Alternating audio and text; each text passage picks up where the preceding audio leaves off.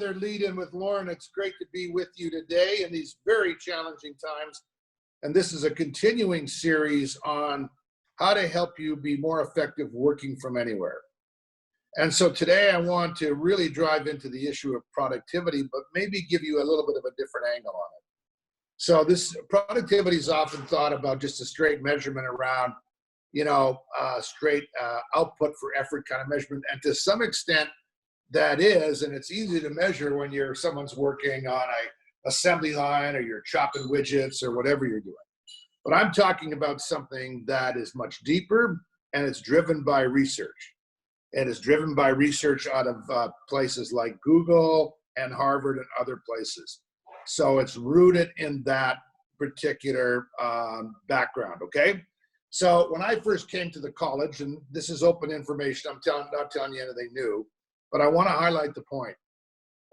We did a deep listening exercise. We engaged 25 culture champions to find out how the organization was doing from a cultural perspective using Lauren Rubis's 10 cultural elements for building extraordinary adaptive cultures as a template. And what the culture champions found out was that the culture was very low in terms of psychological safety.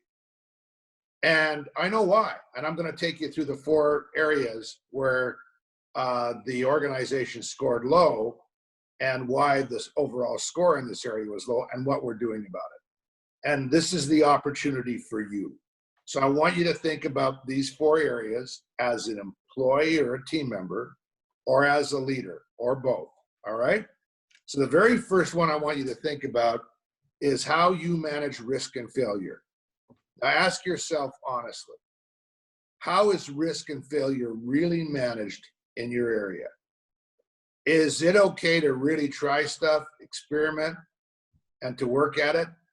And is it okay to fail and learn fast? Really ask yourself honestly. Is that what you would tell a brand new team member that came onto your organization? This is how we do it here. And it's okay. We're going to try not to make failures or fail, of course. We don't intentionally go out to do it, but we're trying and moving all the time. And I'll tell you, you know what? No one, blame is waste. We don't waste our time in punishment here. We waste our time. We invest our time in learning very quickly. That's the first area. Be honest on that. The second one is about open conversations. Do you really invite open conversations of your leader about the sensitive, difficult topics? Really? If you're a team member and you see something out of sorts, how many taboo areas do you have? Can you raise anything? Is it okay to put it on the table? Or do you get questioned for raising it, or eyes start to roll, or you're quietly told, and don't raise that, that's a minefield, and we don't talk about that here.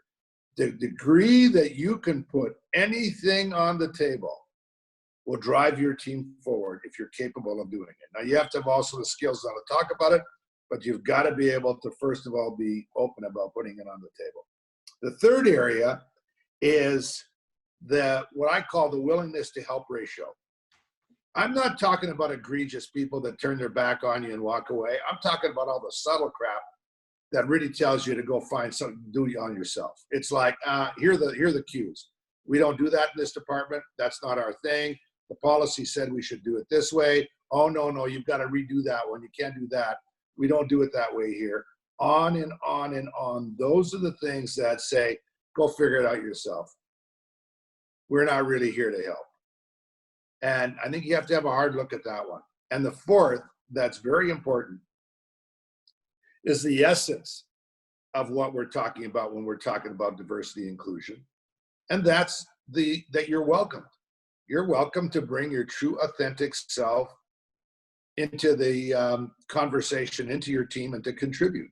And the indications of that are how much you have to go and dress up the person that you're taking from your home to the office or into your team environment. How different are they?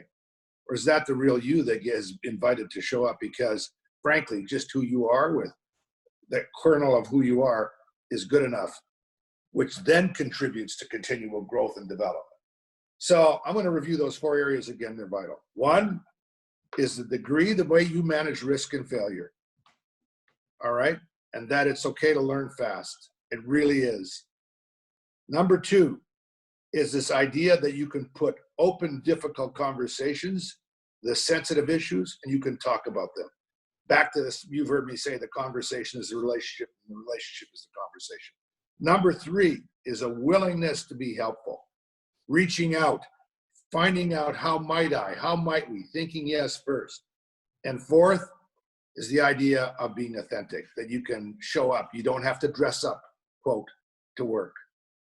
You bring your true self.